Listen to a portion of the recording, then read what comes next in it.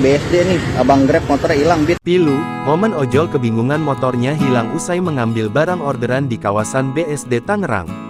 Beredar video yang memperlihatkan seorang driver ojek online ojol tampak kebingungan di pinggir jalan viral di media sosial. Kejadian itu diketahui terjadi di wilayah Bumi Serpong Damai, BSD Tangerang.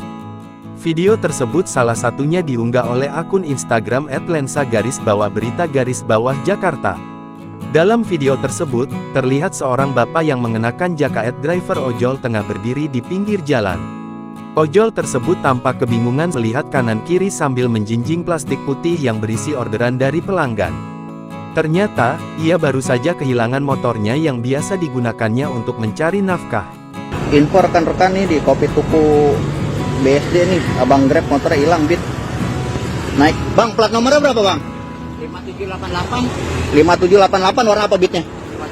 Warna hitam. Barusan banget nih kejadian nih. Motornya itu hilang saat ojol tersebut mengambil orderan di toko Kopi Tuku, SPBU BP Gading Serpong.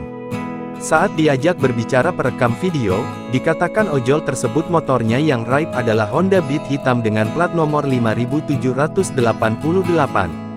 Sontak saja, unggahan tersebut pun mengundang berbagai komentar warganet.